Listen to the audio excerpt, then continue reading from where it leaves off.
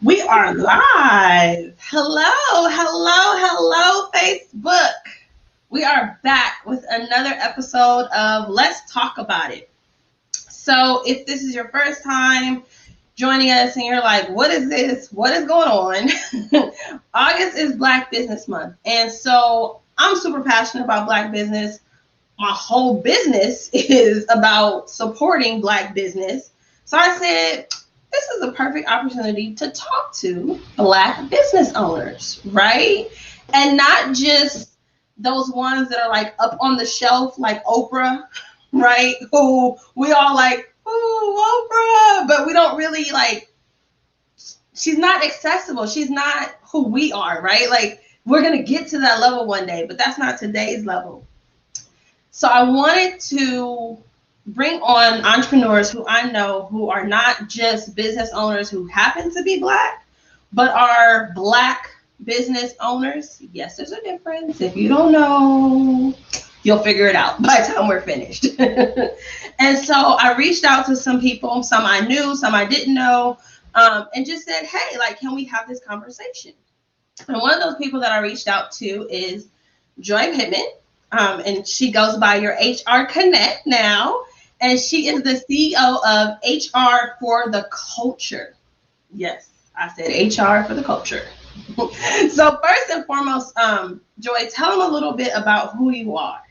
So, hey, y'all. My name is Joy Pittman. I was originally coined the Olivia Pope of HR, but found out that somebody else already had that trademark, and we're not out here poaching in these entrepreneurial streets. So I let that name go. And so now we are going by the your HR Connect, because I do want to be the go-to for folks that are building their businesses, especially Black women who are looking to scale their businesses, and they know that building team and their own leadership capacity is a really big, important part of that journey for them. And so my name is Joy Pittman, as I said. I'm founder of HR for the Culture. That is our firm. Also the facilitator of the Boss Up Your Business community. And so essentially what we aim to do is to support Black women founders and small business owners on the journey to scaling their businesses.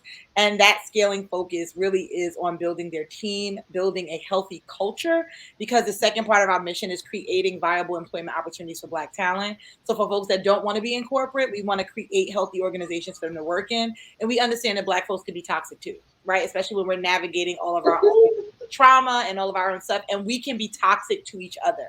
So ideally, we don't just put bodies in seats. We are not the recruiting firm that you hire when you overwhelm and you just want quick and dirty folks. We are the people you go to when you have decided that you want to build something different than what you escaped. When you left your job, you want to build something that was very different. And so you're going to be intentional about building your team, but also building your leadership capacity and creating a sustainable workplace culture. So I love that. I love that. Like, you just dropped the mic like so many times. Like, I think the best one was like, we can be toxic too. Like, because we pretend like we can't, and we pretend like we're not toxic to each other. So yeah, just that right there. So I asked you a question, right? And I'm gonna read what you said, but I want you to elaborate, right? Like, I want to get real about it. So I asked the question, and I just got pulled up because I don't want to misquote you. I said, we asked the question, when did you decide to become an unapologetically Black business owner, right? And so your answer was, I'm not sure there was a moment when I decided to become unapologetically Black as a business owner. I believe I just got tired of trying to fit into everyone else's boxes and belief systems about how I should navigate the world. Coming out of the traditional workspace, most times working in predominantly white organizations, I was clear that what I was building could not look like what I was leaving. That meant I had to do something different. So I'm gonna stop there. I'm not even gonna read the rest. That's so much, right? Like, that is so much to unpack, because most of us don't, graduate high school and start a business, or start a business before then and never have a job. Like, most of us have a job in some capacity. A lot of us go to college and get a job in whatever our career was, and then we turn that into a business, which I'm kind of feeling that's more of what you did. Yeah. And when you work in those settings where you can't wear your hair like this, you can't talk this way, don't wear that outfit. Like, you become programmed, Yep. right? That this is what is required to make it. This is what is required to be successful. So what made you say, yeah, I can't do that? Like, we got to do something different. So essentially one of the reasons that I thought about like I need to get out of here, it was not so much just the experience I was having in corporate. So, good enough, bad enough for me. I was an HR person, a Black HR person in organizations where nobody was HR for HR. So I often was stuck between employees who did not understand what HR advocacy actually looked like. And so they were always mad at us. Managers who did not care that we were advocating. So they were always mad at us. And then I had the pleasure of often having bosses who did not look like me, who were not really interested in my growth and development. And so while I was advocating for other people's raises and fair evaluations, I was not getting them. And so that part became difficult, but I was navigating that, right? Like that was my ish, and I was navigating it. I think where I started struggling was when I got into larger organizations with more resources and realized that the conversations around diversity and inclusion were after the fact conversations. I mean, we're doing more of it now in this COVID environment, all these things are going on, and then I remembered feeling very disingenuous sitting in conversations with Black high performers, because the organizations call them hypos, high performing talent, blah, blah, blah. Sitting in conversations with Black folks that were considered high performers in the organization and listening to them have the same issues around visibility, around not feeling valid, around not feeling heard, and all that like entry level Black folks was having. And so they had gotten promoted and had 6-figure jobs, but definitely were not feeling as impactful. And I remembered always, or getting to a place where I was tired of having two conversations, the one I was having in my head that I wanted to have with them, and the one that I felt safe enough to have, because also too as well, I had moments where I pulled the Black girl to the side and then she went back and was like, well, this is what HR told me, right? When I was trying to help. So I was stuck in this moment of, I still need a check. I have to do the thing that's the appropriate thing to do. Also, though, there's this other conversation I want to have. And so I got to a point where I started closing the door and having more of those conversations, and not really caring as much about how it got back or who translated it as what, but also realize the risk that I was taking and the liability I was creating for the organization. And that's irresponsible, right? To close that door and still be the HR person kind of saying these non-appropriate HR things, to talent. And so somewhere in that process, I realized that like this office, this corner office, and this CHR role I was chasing, I was talking to those folks and they were just as unhappy as I was. And I was thinking that it was just one promotion away, like that contentment or that. So looking at that, and then also watching these women also navigate through a lot of fear because their lifestyles required a certain income. And the income was being provided, but none of the other stuff that made them feel good about their representation in those roles was. And so I just kind of was like, it can't look like this. Like, I need to get out of here. And initially I was getting out to do something in e-commerce. I was not looking to get out and do HR. But I, in the back of my mind, and like, maybe I would do consulting or like, support for folks who need HR to be on their side. Like, what is the stuff that I would tell you if I was your HR, right? Like, how would I help you navigate this conversation? And so, but I was clear that whatever I built, whether I employed people or not, whether it was self-employment or not, a couple things could not happen. Is that one, I did not want to wake up every day trying to figure out how I wanted to show up from a aesthetic, right? Like definitely wanted to figure out how I wanted to show up on a personal level, definitely needed to be thoughtful about like what I put forward and how I operated in excellence, but did not want to think about my hair and my nose ring and hiding my hand tattoo and like all that stuff, right? The other part is that I realized that if I was going to then build something that was bigger than me, I didn't want other people to feel like this coming to work. So I knew that it couldn't be this. Not to know what it was going to be, but I knew it could not be this. And so that was really a foundational moment in me deciding a number of things, including whether or not I was going to be, and at that time, I'm going to say courageous enough because it wasn't in style. Pre-George Floyd, it wasn't really in style. Is that if I was going to say, we're here for Black women. And I'll pause after this, but this is one of those moments of like the unapologetic part. I remember I went through a program called Walker's Legacy so it was like height of COVID, first cohort, February of 2020. I left my job in 2019, February 2020. And I remembered we had to write our unique value proposition. And in part of that, I wrote Black women. Like, I did not say women of color. I did not say people of color. I said Black women. And I remember like hyperventilating, crying, trying to read it because we had to read it at our graduation from the cohort. And I know everybody else probably thought I was just relieved or whatever, but I was so free in that moment to say that I'm a Black woman here for Black women, and we're gonna ride this till the wheels fall off. And what I will say is, um, despite what people say, and a lot of the things that people had me to believe, and even people in my community that was like, no, say people of color, you're limiting yourself. We built a 6-figure business in 6 months serving Black women. And I'm proud to say that. And so I'll pause here, but I've added that not as like a we did something, but more so that people making you believe that Black women will only buy bundles, right? And makeup is trash, right? And we're looking for people that are willing to call us out and be unapologetic in supporting us and not use us as a side chick until they can really get to their money and then they dip over on us. Black women are here for it, and I'm here for y'all. So I'm really excited about this conversation. And I know I probably took too long on that intro, but no, listen, there are no rules. This is two Black women having a conversation and everybody else just gets to participate. Listen, so there's no rules to this. But sidebar, if you do have a question for Joy, or I see there's lots of comments coming. Drop it in the comments. Like, I will definitely put your question up on the screen and get her to answer it. But what you said is so true. Like, even when I built Thumbprint, and we are hyper focused on helping Black businesses grow and scale to the next level. People were like, oh, what about, white people's money? And what about using BIPOC or whatever, the acronym is? I was like, that ain't nothing to do with me. Yeah. Right. And I will say this, we have clients who are not Black, but they fully understand our mission. They fully understand how we're showing up and they support it. And I'm not against anybody who's not against me.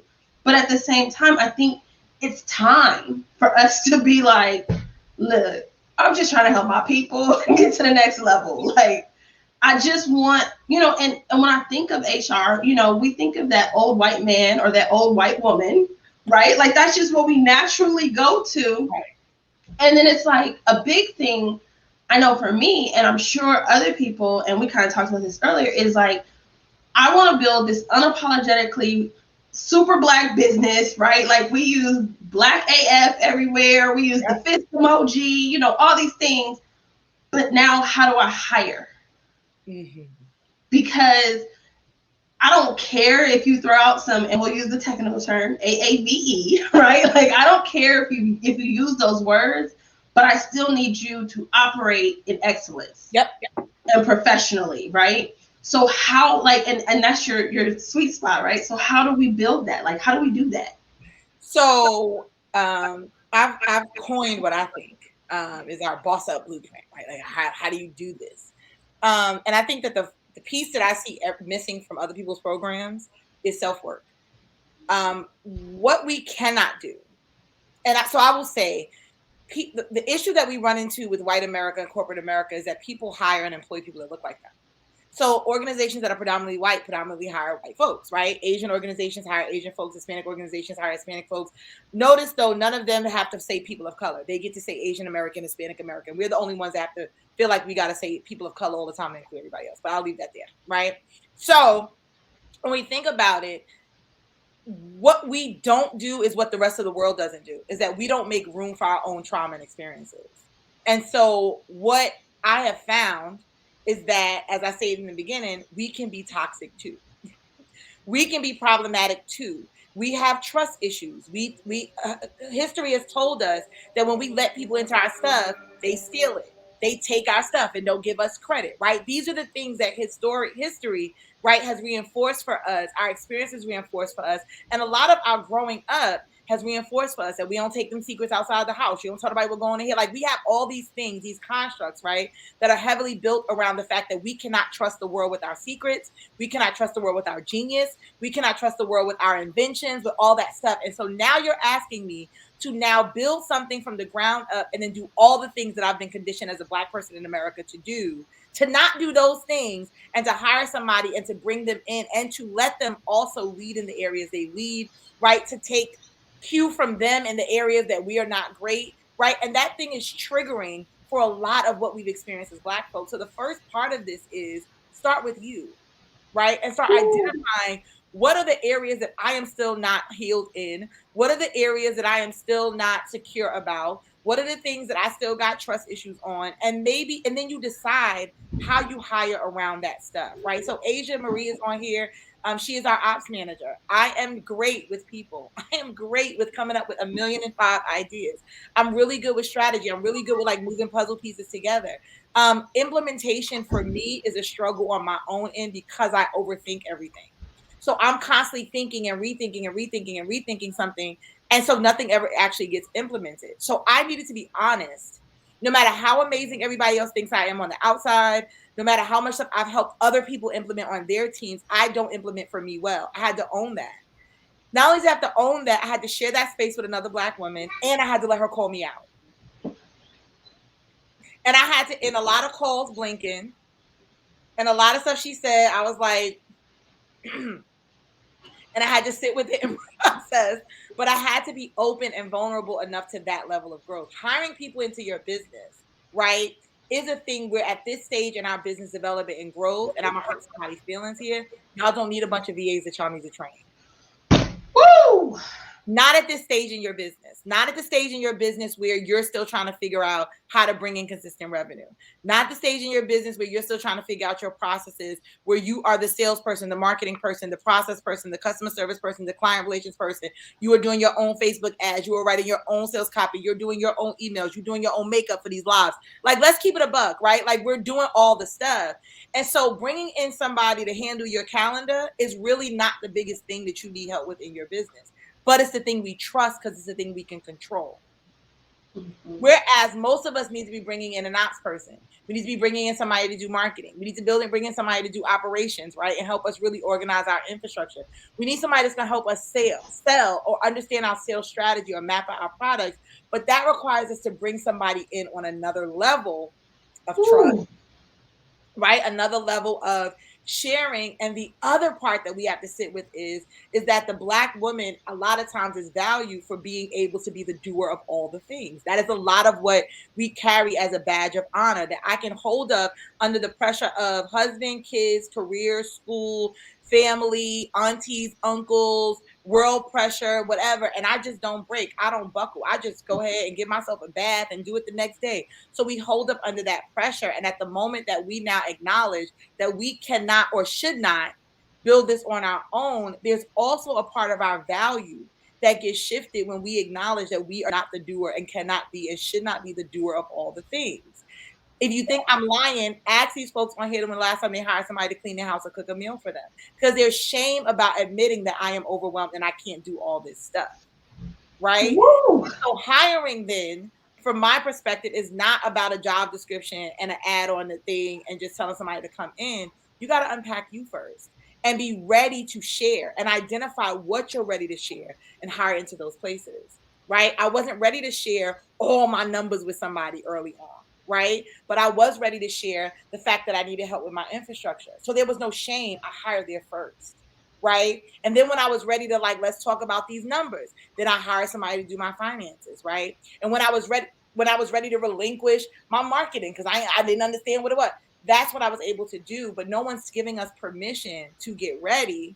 Right? So we either got, hire 99,000 VAs and half that's done wrong because we giving them SOPs and they contractors, and we'll get into that on another conversation, right?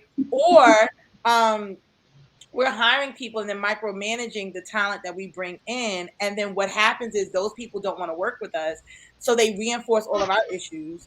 Or we hire trash people because the trash people generally are the ones that are willing to sweet talk you and tell you anything you want to hear because they really are not vested in your interest.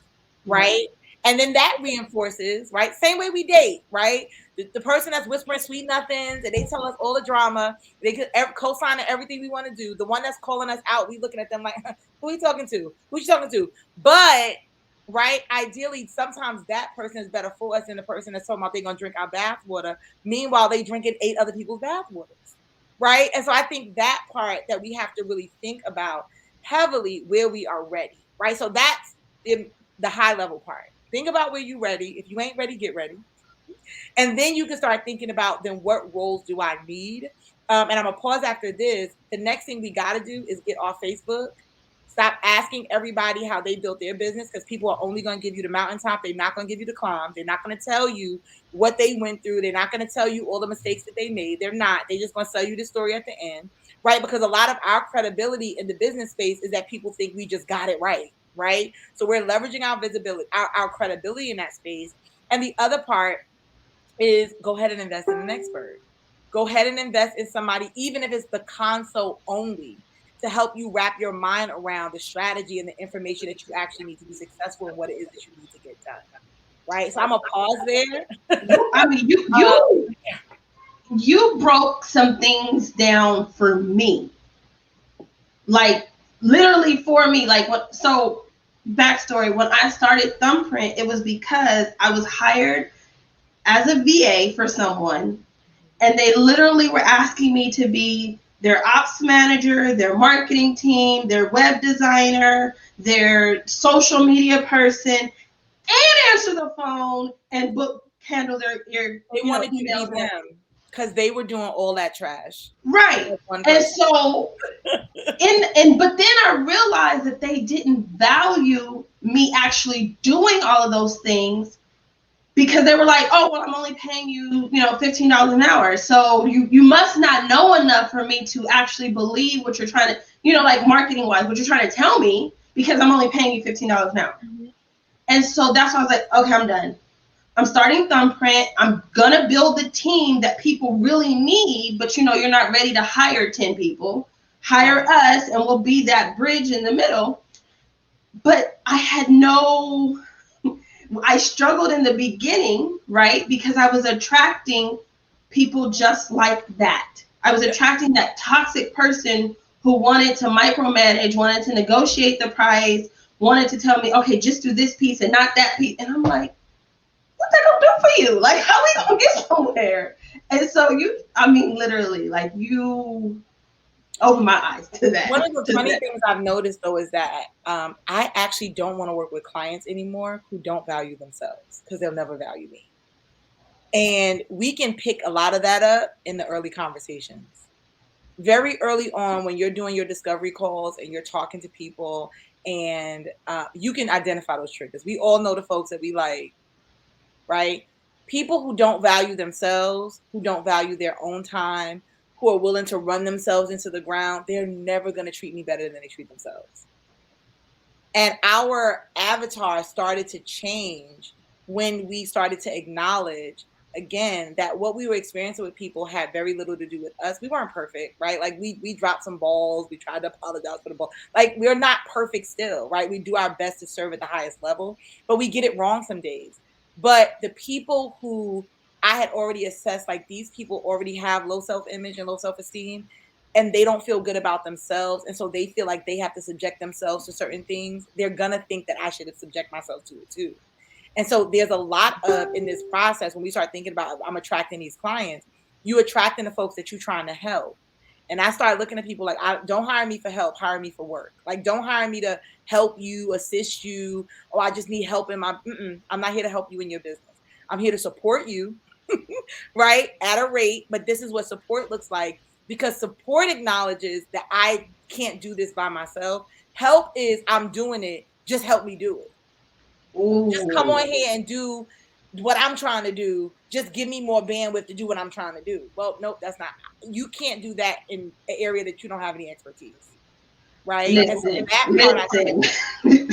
Drop the mic emojis all over the place, because that was just like people, we don't even realize that, right? Like, we can say that, but we don't realize that. And I think that is so key. So you said it, so I don't have to say it. Like, it's not a secret, right? But you talked about how you guys went to 6 figures in 6 months. Mm-hmm. What was that like? Because like you've already said it, people told you can't do this. Oh my gosh, your business is called HR for the culture. Who's gonna want to buy into that? What was that like? So first I didn't believe it was happening because I believed a lot too, right? Like I was manning up every day. I was sucking it up and like, yeah, we're gonna do this. But I didn't really believe it was happening. The other part is that I also realized, and so there were two things that happened. Is that one, and I'll go back a little. When we started the business, one of the reasons that I took the approach that I took to what I do is that in my assessment, hiring was a scaling strategy, right? So little bit of back. When I was exiting, I was actually going to start a doggy clothing line. I may still do it because I love my dogs. And it was a doggy clothing. It was like a mommy and me doggy clothing line because I ain't got no kids. So my dogs are my kids. And what I was going to do was, but I started researching around the experience of Black women entrepreneurs, right? Like, what is it like if I'm gonna leave this job? Because I had a 6-figure job, right? So I had a good job, I had bonus, I had benefits, I had, good stuff was going on. If I'm gonna leave this, what is it gonna look like from as far as earnings over here? And so Stat said $24,000 a year. Average Black woman-owned business earns only 24K annually in revenue. That's not profit, that's revenue. So I'm like, my rent in New Jersey is $20,000 a year. What am I about to do, right? So I started looking at that, and then I also started looking at what was feeding into that phenomenon, like what was creating that experience. And so, yes, systemic racism, yes, the things around a lack of venture capital money, especially for service-based businesses, because we don't have anything to leverage when we go under, right? So, service-based business. A product-based business, if they have inventory, if they have distribution, all that stuff, if they go under, at minimum, you can liquidate that inventory and maybe get something back. So there's a value of the inventory. For a service-based business, I'm telling somebody to give me venture capital money and then you're gonna liquidate my brain. Like this is what you're getting, right? So we get VC money less frequently without more proof of concept as a service-based business. Also consulting, coaching, all that stuff is considered low barrier to entry businesses, right? You could just start it. You can just put up a sign and be like, I'm out here, right? So we get less money. So that was another area. We are more likely to enter those types of businesses. Those businesses get less capital. It's not helped by the fact that we're Black women. We're not seen as leaders out the gate, right? There's things around that. And then the other part of it is that we also, what I caught my eye was like, we stay solopreneurs too long, right? And that said team, right? That we hire much more slowly. And stats even say that if we don't hire generally in the first 3 years, we never will. That's what stats say. So I started looking at that. We're 3 times more likely to exit our jobs, right? The things we were exiting our jobs for was being overworked, underpaid, overlooked, not supported. And now we're starting businesses where we're overworked, underpaid, until like we're building the thing that we tried to escape. We're building our own prisons, right? We got out of jail and then we built our own prison.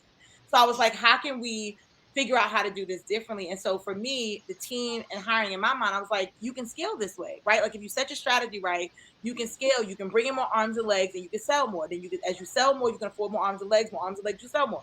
That was my idea. So I also was guinea pigging myself. Like, let me see if this works before I try to sell this to anybody else. And so essentially what we did was we got our first contract. It required that we actually price effectively. So we had to do effective pricing with the assumption that we would not be solopreneuring forever. So that's a key, right? Write that somewhere. You cannot price yourself like you are going to be a solopreneur forever. So we started pricing with the intent that if we got the person to say yes to the right amount of money, we can bring in the team. Like we could do this way. We got the person to say yes to $5K a month. My rent was $19.59. I took that out. I took out enough money for food, and the rest of that money went right back into the business. So I did not have $5K in income.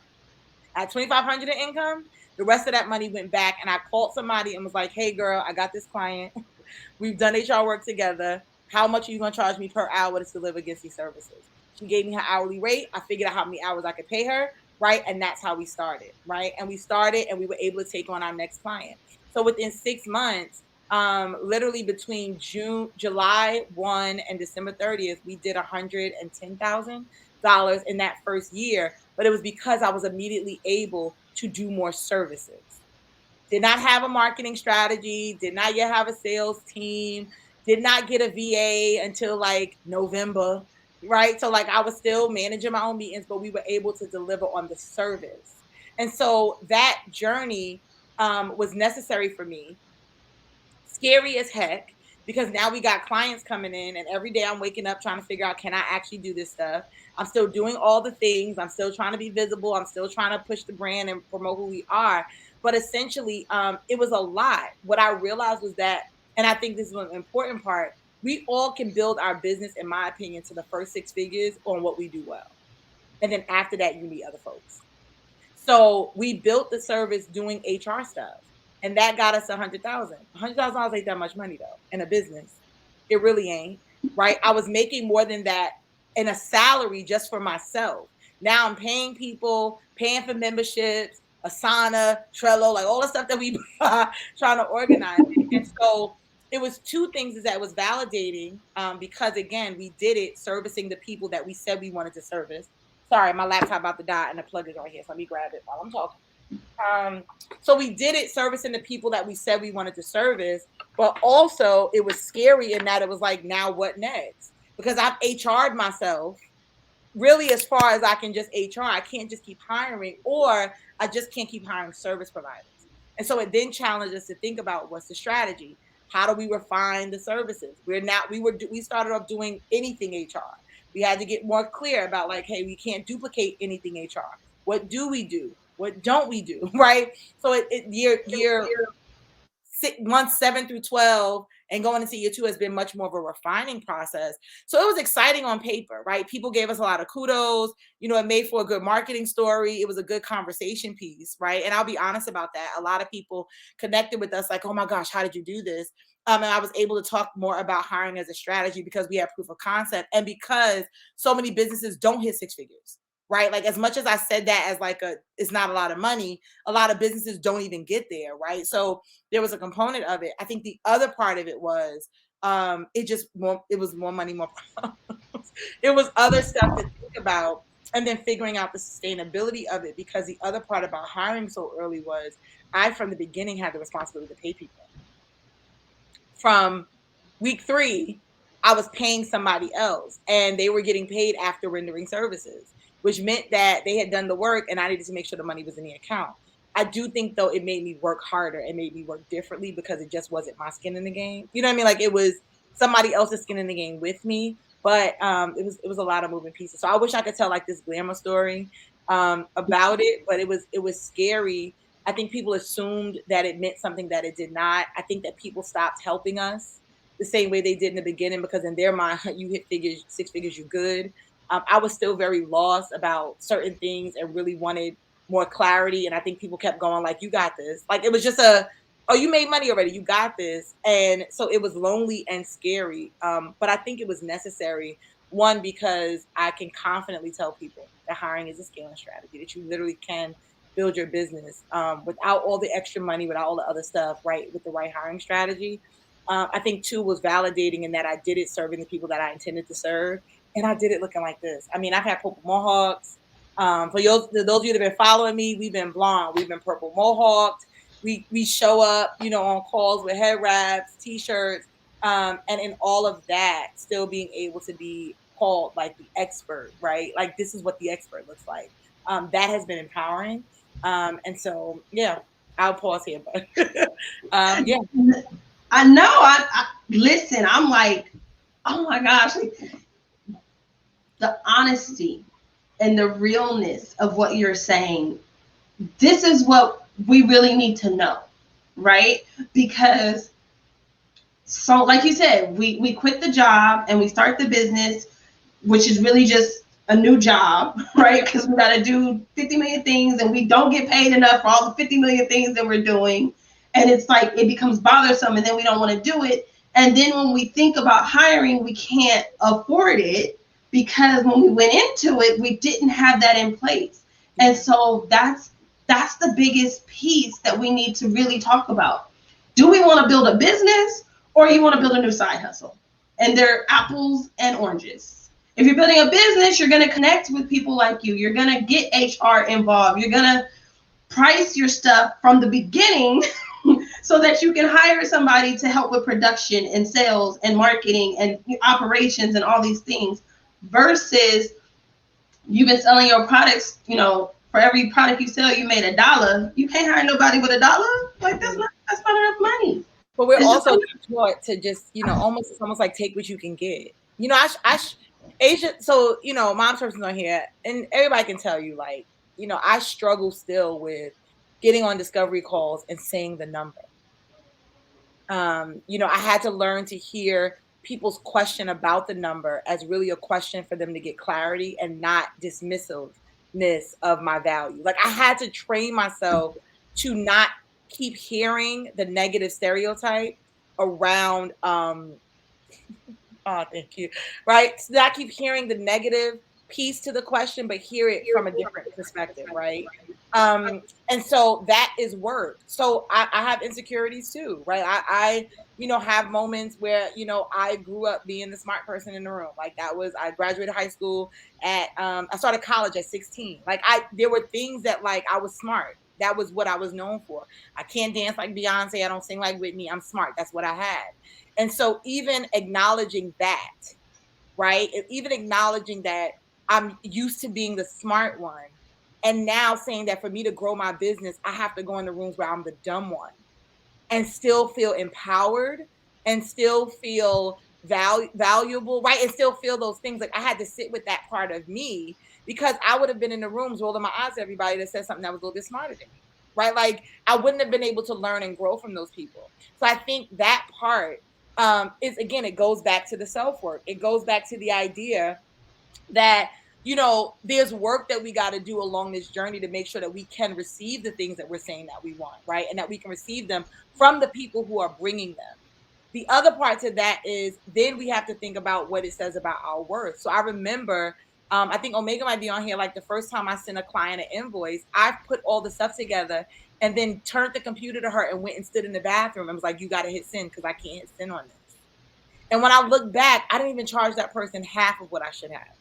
But I was so afraid of the rejection around a no, right? How it triggered rejection, how it triggered me not being worthy. And so we do have to think about what does a yes mean when we've undervalued ourselves? That's the one thing I try to hold myself to. If I've made myself less than my worth and somebody says yes to that, what did that yes really mean to me? Right? And a no from someone who is not willing to see or pay my value is not a reflection of me. It's a reflection of where they want to put their value. But I have to walk myself through that conversation all the time because I took a lot of yeses from folks, right? Believed my value and had to live with feeling undervalued every day versus that initial feeling around that no. So let me hurt from the no for 20 minutes rather than spend 5 years serving somebody, right? On a yes that was not worthy of me, right? And we've allowed too many people, and I'm going to say this as Black women, and it comes with us in business. We've allowed ourselves to get excited about yeses that were not worth our value. From men, from women, from employers, so we bring it into business. And as long as somebody's telling us yes, we're happy with it. And we literally have to get ourselves to understand that I'm worthy of some of these no's because what you're willing to give me and what I'm valued at and what I'm willing to accept are not in alignment. Right? That's the work, right? So even with people coming into our businesses, it can't just be any old body. You can't just be so excited somebody want to work with you. Just so excited somebody said that they sat on an interview and told you that your brand was dope. You knew your brand was dope when you launched it, right? Like you knew you was lit when you did this. That's the part, right? That's the part that we have to like build ourselves up and hype ourselves up. Even if you got to stand in the mirror before the call and be like, you doing a good job, man. You're doing whatever you got to do to get through, and then get on that call. Have somebody hype you up. Ask for a crown adjustment. Phone a friend. Whatever you got to do, because the only way, and I'm learning more and more. I'm in my personal life. We get over a lot, but healing requires a different experience, right? So some years ago, I had a car accident. I'm gonna pause here. And so I initially was in the accident, right? I got in an accident. I was scared to drive again. I got over the fact that my car got messed up. I got over the fact that the person hit me. Like I got over everything that was related to the other person. But I was scared to drive my own car. Like I was scared to get in a car and drive. And they told me, get in the car and sit behind the wheel. Move the steering wheel. Move out the driveway. Go to the corner. because the idea is I have to have positive experiences, right? That begin to outweigh this big negative one, right? And so healing, a lot of the stuff that we're trying to heal from as far as trust and how we build our businesses, we can't do in silo. So I needed the Asians in my life. I needed the people to come on my team and not still take from me and not steal my idea and work as hard. Like but I had to open myself up to receive that. And in the process of opening myself up to receive that, people burnt me too. But I had to make the decision that I know that these people exist. Right. So I protected myself a little bit differently. My strategy was different. I added more things in place. We give test projects now. Like we do other things to make sure that people can do what they say. But at the end of the day, it required me, my healing required that I have better experiences. Some of us are taking yeses beneath our value. And we're never giving ourselves the opportunity for people who are actually willing to pay our number to say yes, because we keep auctioning ourselves off to the lowest bidder because that's safe. Push the number. Make sure that the quality is there. Make sure that the stuff is there, but push the number and give somebody the opportunity to say yes. Yeah. I mean, I'm sitting here thinking about, like, even in our business, like, we do branding. And I remember, like, the number that we used to charge for a visual identity is like half of what we charge today. And it was hard the first time I said it. Like, that'll be. And they were like, but then I realized I don't want to give you some little Canva logo. I want to build you a brand. And I want you to be able to grow with this brand. And I don't want you to have to rebrand tomorrow, right? So in order to do that, it's going to cost more because it's going to take more. And once we started doing that and we got the yeses in that space, it was like, why did we ever take those other yeses? Because clearly charging more, probably doing less stress, less energy. They're clearer, right? Everything. And you think about all the work you did for $2.84, and you're like, "Oh wow!" Right. I always think of that meme: the $5 client versus the $500 client. Because here's the other thing, right? And this, and with this, where I sat with it and said, "This is where I don't demonize the clients anymore." Right? When I only had $500 to spend, you had to give me your soul for $500. That's all I had, right? And so sometimes we're working with people where when we're pushing people to the max, this is why, honestly, I'm not the seller that sells like the offering plate, like just go ahead and dig in your pocket. I'm not that person. I don't want you sacrificing your last to work with me, because then you're going to be in my inbox like it was your last. And I also don't have that. I already let my edges go.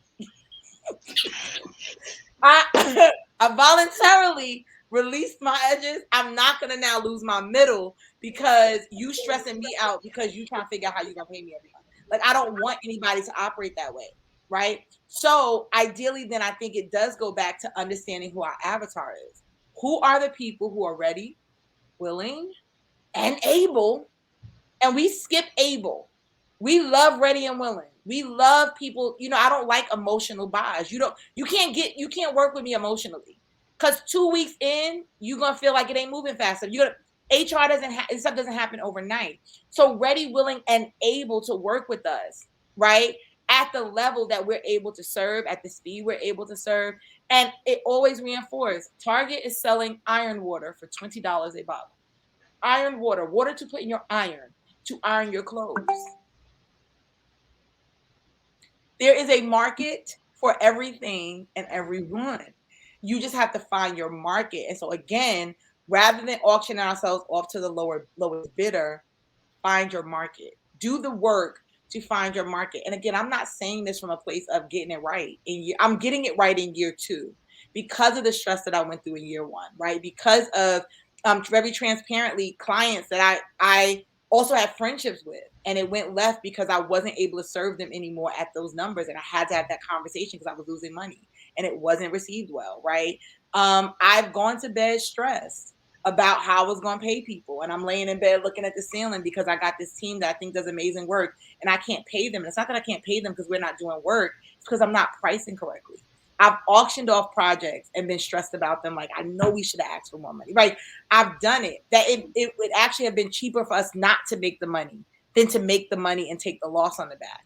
So I'm not saying any of this from a place of, I've gotten it right, and I'm still getting it wrong some days. But it gets easier when you start proving the concept. It gets easier to close and ask for the sale when you're clear about what it is that you need to get done. It gets easier when you do the math. What made it easy for me to tell a client I can't serve you anymore is when I realized that I was losing money on the service. So I wasn't giving away. Let's say, for example, if I'm charging them $100 a month, but it's costing me $200 a month to deliver, I wasn't losing $100 a month. I was actually reducing my expenses by $100 a month. And so a lot of what we can't do is because we won't even do the math, right? I tell everybody, this one I'm gonna give y'all for free. Give yourself an hourly rate. Give yourself an hourly rate. Go say if you want to make $100,000 a year, right? Do the math on $100,000. I'm gonna do the math real fast because I wasn't prepared to do this. But we say $100,000 a year. You assume you work a 35-hour week. I'm lying at that, but none of us do. But divide by 1820, that's going to give you a $54.90 per hour. That's your hourly rate. If you work 35 hours a week, 52 weeks a year, and you want to earn $100,000. And when you're about to go do something, ask yourself two things. One, would I pay anybody else $54 an hour to do this? If the answer is no, it's something that you should not be doing. That you need to be thinking about how much then is this worth to me, and who can I pay to do it? So that's a thing. The other part is, if you take that 54 an hour for something you have to deliver, and you're about to now tell somebody you're going to do 100 hours of work for $200, Houseway, how is this going to happen? Because and that's when I say value ourselves. Sometimes the valuing of ourselves is not that we just have low self-esteem. Sometimes it's we've never given ourselves a numeric value. We've literally not taken the time to assign a value to ourselves and say, so this is my get out of bed number. I do not get out of bed for less than this amount of money. Right? But you got to know what your value number is. So when somebody brings you a project, at minimum, if you know that it's $54 an hour and you know that you got to spend 10 hours doing it, you know it can't be less than $500. Right? If you know it's going to take you 30 hours to get it done, it can't be less than $1,500 minimum. Minimum, right? And that's a way that you can feel less subjective. You're not making up the numbers out of the thin air. You're literally saying, my time has a value. Mm-hmm. And I'm holding you accountable to the value of my time. Now, if it's my time and my team's time, the value increases. But you have to have some base value for yourself so that when people are asking you to do stuff, you're not feeling like you're saying what number they might say yes to. You're saying the number that you know is worthy of your time at this stage in your business. When people say pay you your worth, and be like, oh, you can never pay me my worth because I'm okay, that's fine. You all have a number, right? Just know yours, and then be able to then do the math and do the calculations to say, when you're giving that proposal, literally say, you know what? My rate is $100 an hour. I'm gonna spend 20 hours on this. This is a baseline $200 project, and I do a 20% additional markup. That's gonna put me at $2,400 because this is what I need to make. Right? And it makes it easier now when you've given yourself a value in your business. But a lot of times we work for free in our minds because we're not an expense. And then what happens is, and this is what happens, and I'm reason like this is important because I want us to understand this in hiring and stuff, is that then we want to undervalue other Black women because we did not value ourselves. So every time I say I'm committed to serving Black women, and I'm also committed to employing Black women, and then I don't charge my rate, and I don't charge the number that I know is necessary for me to pay my team, I then require everybody on my team to be a low-wage earner. Mm. That's what I require of them. And so then when you say that I don't want to build the thing that I left, how is that any different than us sitting in corporate America and not getting our raises and being paid less than everybody else? How is that different? If I don't own the responsibility as a business owner to charge the number that allows me to pay the Black women on my team that are showing up for me every day, to pay them a real number so they can do the work, how am I any better than white corporate America that did it to me, that did the same thing to me? I'm worse, actually. right? Because I'm making the same decision they did with no real business argument. I'm just as bad, if not worse, because I'm doing it to my own. And when we lift up, we start thinking about hiring, we start thinking about Black business as more than a come up and as a real responsibility to give back, to pour back, to seed back into our communities, right? If we're going to build, if we're going to be the ones, if we're going to build the things that nobody gave us to build, if we're going to, stand on the shoulder, like the stuff that we say and it's emotional, it sounds great, right? If we're going to remember the ancestors, all the stuff that we're going to do, if we're going to do that, it also comes with a responsibility. It comes with a responsibility to make sure that we are giving grace to our own community, but we're being clear with everybody else. So I can't sit here and have a conversation about women's empowerment and look at my team and nobody is making any money because I won't ask somebody to pay us. That's on me. Right? And that's the responsibility we all carry as entrepreneurs and business owners. You have a responsibility to state and to present that value forward. Why? Right? Because we are the ones, right? We are building our communities. We are the ones employing folks that look like us, right? And so that responsibility means that we have to do it in a way where we can actually pay them. So when you're looking back at your business, you need to be thinking about, and this is HR, think about, like, what do I want to pay people, right? Have a role for everything that needs to happen in your business and assign it a rate. And even right now, as an entrepreneur, as a solopreneur, if that's what you're doing, every time you have to do this service and that service and that service and that service and that service, right? In order to service a client, you need to be able to calculate all those services at all those rates and put that into your invoicing and put that into your billing. Why? Because you'll never be able to build your team because you've not made preparation for them. Intentionality and preparation is a bigger part of this. And so if you don't build the platform for them, if you're not prepared for them financially, if you're not acting like they're coming, right?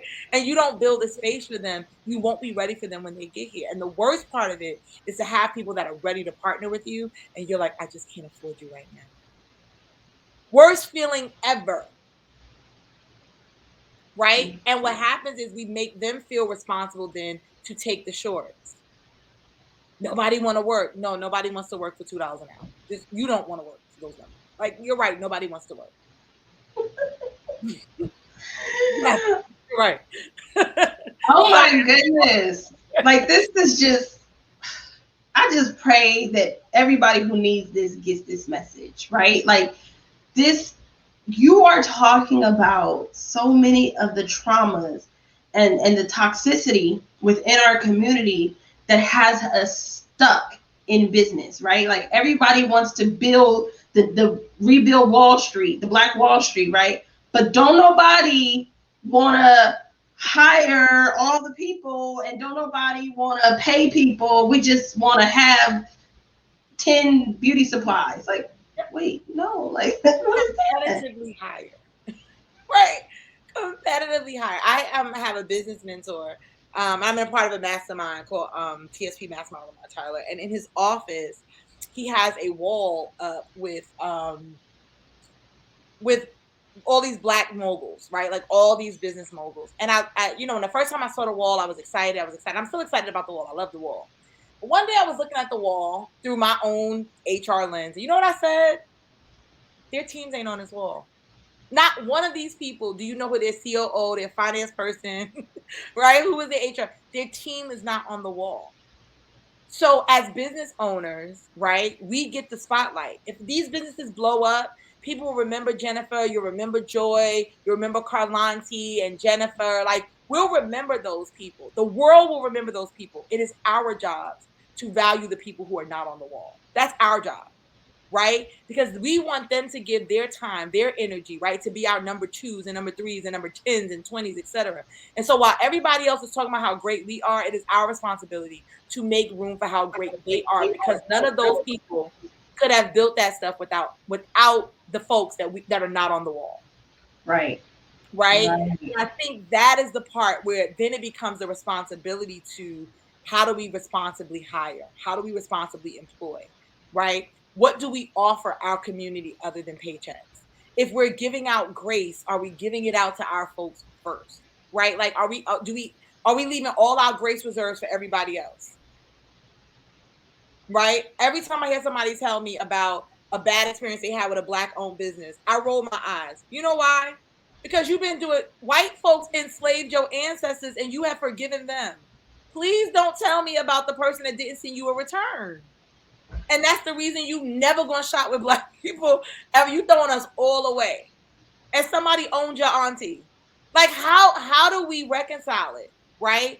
How do we not forgive, right? How do we let those one experience jade us on everybody? We have to be really intentional about this stuff that we're saying that we do. And I think that's the part of why, for me, and this, I'm not shading any other HR brand. I'm really not. Why it's for the culture for me, right? Why I've taken this position really is that we have to call each other out to make this kind of room for this kind of stuff, right? And so that's the thing. Like my clients, I'm gonna call you out, right? Like we're gonna talk about this stuff. We're gonna, I'm committed to hiring a Black community. Great, let's talk about that. What does that commitment look like outside of you saying it? What does it look like in salaries? What does it look like in benefits? What are your goals? What are your plans to be a viable alternative for Black talent? Because we cannot keep asking Black people to sacrifice, to build stuff, and our faces are the only ones on the wall, right? I can't ask you to walk away from a 6-figure job to come be a silent partner in my business for me to be all over the magazine, right? And to work as hard as we can't. And so that again, when we start talking about community and how we build community, how we empower community, I think that stuff is important. That we make room for people, that we're intentional about what we're asking people to partner with, and that we value the folks who make those, but we stop asking Black people to keep sacrificing more and more stuff. And that even as Black people, and that we say as entrepreneurs and business owners, we are going to intentionally build sustainable businesses that can pay people a fair wage, that can provide benefits, that can provide those things, right? So that we can not only employ Black talent, but we can do it gainfully. Because generational wealth building cannot happen when we all making minimum wage. No, it can't. No, it can't. Oh my gosh. Like, I know that there's people watching and people that are going to watch the replay that are going to be freed. Like, completely freed, right? And to your point, like, we talk about that one bad experience with a Black business and now we can't support them anymore. That one scammer that we came across when we knew it was a scam because they didn't have no website. They wanted Cash App. You know, there was no contract.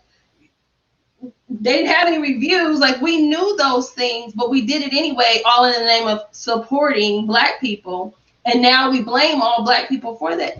You've been followed around the liquor store all your life, but you keep going back. And the Gap and Gucci and Tory Burch and all the places that we've given all our money. Right. And the beauty supply store where we go get our braiding hair. I mean, come on. Right. And like you like, we will spend the money on a Gucci because somebody told us that this was luxury and this is what luxury costs. But we are like, why does Teflon cost that much? What is it? Telfar? I have my bag on the way. Bag number 2 on the way, pre-Beyonce wearing it, right? Because this is what it is to be intentional about empowering our community, right? Yeah. Here's the thing. We're at a stage where you can probably find a Black-owned business doing one of about everything, right? But ideally, if I need to go to my grocery store, right? If I got to drive seven days away to find a Black-owned grocery, I may not, right? Mm-hmm. But what advocacy do I have in where I am, right? Am I holding ShopRite accountable for the demographic in my community to look like me? Am I holding them responsible for the quality of food that they put in my community? Right? Do I have to go to am I good with going to the neighboring town and eating better? Those of us that have agency. Am I good with going to the neighboring town because I have a car and I can afford to do so? Right? While the people in my community are eating stuff that's old, but I'm good because I don't buy that stuff. But I'm just confused. I'm confusion here because you're living in this community, right? You know, where do we hold the constructs in our community responsible? Right? Do we decide, hey, you opened up this soul food restaurant in my community? We're not gonna stop patronizing you, but we're gonna press you that you're gonna have to elevate this quality. But I'm not gonna eat from you once and be like, I'm just going back to Chinese restaurant. No, let's have a conversation. Now you're going to have to Right. tell me you don't want my business by being unwilling to do better, right? And then I'm going to understand what that means. But I think there's a component of we do. I will say we do. I do. I owe more to my community than anybody else's. And I'm constantly trying to hold myself accountable to say, am I giving everybody else more grace? Right. Right. And that's really what this is. Like this unapologetically Black thing, it ain't shave size and blue braids, right? It's not, you know, whether it's a t-shirt or not, it's in suits. It has permed hair sometimes. Sometimes it's light complected, sometimes it's not. Sometimes it's a naturalista, sometimes it's still with the creamy crack. Like unapologetically Black is not in these visual representations that we give that look real free if our mindsets are locked up. My unapologetic Blackness shows up in the decisions I make every day, right? Around how I choose to empower my community. And so being Black and looking like you're Black is popular right now, right? When that goes away, right? And I still have to show up, are my decisions still going to be in alignment, right? Am I still going to be willing to jump on conversations with Jennifer, right? And be willing to talk and engage her because she's a sister that asked me to be here, right? Is she still going to want folks like me on her platform? Like, we still got to be intentional about this kind of stuff. That's the unapologetic, right? Unapologetically here for my community, serving them at the highest level before anybody else. That's the unapologetic. It ain't a dashiki and a do-rag. It's not. It's not. It's so not.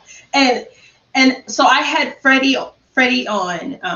For those of you that don't know, Freddie is the CEO of Urban Intellectuals. And he was on, and we were talking about, you know, being a unapologetically Black business owner. And he was saying, if that's not who you are, don't do it. Yep. Like, do not start a business just because George Floyd is happening. The world is like, oh, I need to shop Black, buy Black. Don't do it. Because when all that fades, and it's going to fade, it's going to come back, and it's going to fade, and it's going to come back, and it's going to fade, because that's just what happens. This is America. Pick up a history book. Like, it's what's going to continue to happen. Like, it's a cycle. It happens. But if that's not who you are, like, you know, like you were just saying, in December, I'm still going to be an unapologetically Black business owner, still trying to have these same conversations. In my head right now, I'm thinking, ooh, we could partner with her for our business management. You know, I'm like, those are the kind of thoughts that we have normally, daily. I'm willing to spend the $11 for Play Pits deodorant because it's by a Black woman. And yeah, it cost me a couple extra dollars, but I mean, I would have threw that money away anyway. So it don't make a difference. Yeah. But those are the convictions that you have to have, and then they show up in your business, because that's really what it is, right? Like, don't build this thing that's not you. And I know we're at time, but also, like, part of this unapologetic has to sit in a level of authenticity that is real to you, right? So one of the things that we laugh about is one of my friends, they were scrolling through my timeline, like, girl, you change your hair every week. And I was like, I wanted people like, oh, when you left corporate, no, I had shaved sides in corporate. Like, I did this stuff. I felt weird about it going to work. You know, I might have put on a wig a couple days or tried to, like, you know, comb it over so you couldn't see it. But there were some things that just were part of who I am. I've always been outspoken. I've always gotten in trouble for saying stuff. Now I'm just in a place where people want me to say this stuff, right? They like, oh, snatch my. I'm like, oh, I used to get written up for this stuff, right? But that's the kind of thing. So your unapologeticness also, it manifests differently. And I think that's the other part, is that we cannot create buckets of Blackness and require all Black folks to be in it. Even when we start thinking about how we do movements, this is going to be the last thing I'm going to say, I promise. You know, we thought about the George Floyd situation. I had people that were like, I'm out here protesting. Y'all people that's not out here protesting is trash. And then you had people like, you protesters are making it worse. I'm in here. And you know what the truth of the matter is? You need somebody to protest. You need somebody inside watching the protesters' kids. You need somebody else over here making sure that, like, after we riot and burn it down, there's real legislation and real stuff that can be implemented and erected afterwards to solidify these changes. You need all the things, right? You need somebody to fund it. Somebody said I'm a donator. You need somebody to fund it. You need all these different things. We all can't put our job on the line, right? Everybody can't do or sacrifice or show up the way you do. right? And so ideally, I think if we stop holding each other to one form of Black, like Black is a thing, right? And hold ourselves to just being the best proponents of our community. The other thing is we don't have to be all inclusive to everybody Black. I'm here for everybody Black that is in alignment with what it is that I'm trying to do. If you not the same way white folks do. White folks are good with white folks that support their agenda. White folks that side with Black folks get treated like Black folks eventually because they have decided that you don't deserve to be over here, right? That's how it's set up, right? If it's a racist agenda, white folks that side with Black folks get treated like Black folks. So we have to also start thinking about, as we're building what is it we're building, people that are not in alignment don't get to define the Black experience. They get put into whatever other bucket they sit in because we're looking for folks who are engaging a certain way. And so that's the thing that we have to be okay with. Be authentic to who you are. And if who you are, right, doesn't show up a certain way, don't show up that way. Just be true to whatever it is that you're saying that you're doing to move our community forward, right? Be authentic about it, be honest, and it happens in stages. When I first left my job, when I first did my first website, it was very sterile. I still wanted to be corporate friendly. I still didn't want. Now it's like Black girls with twist outs, and we claim your time, sis. Like now it is, but that wasn't my day one website. You know, there were concerns that would people not want to work with us if we weren't buttoned up enough, right?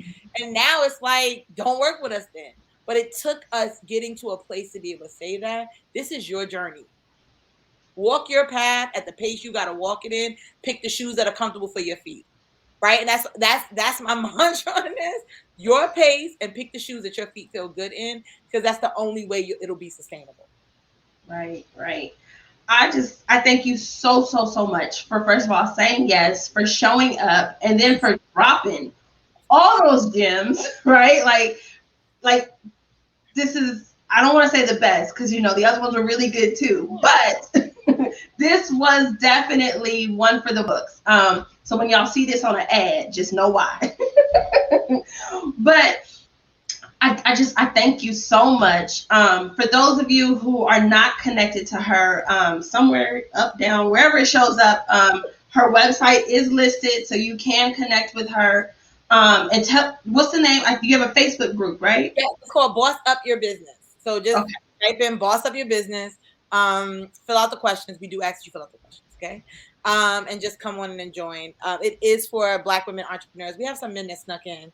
And there's some non-Black folks in there, but as long as, you know, you down for us, we down for you. But we are clear that we're centering Black women, right? So Black women are centered there, and we're more responsible. We're more concerned about their comfort than anybody else's in that community. Definitely. So with that, thank you so much. Right. Thank you for sprinkling your Black girl magic all over this. And I will be back on Thursday with another amazing Black business owner. So make sure you slide in, check out who's coming through. But until next time, that's it, y'all. Like Shamar used to say,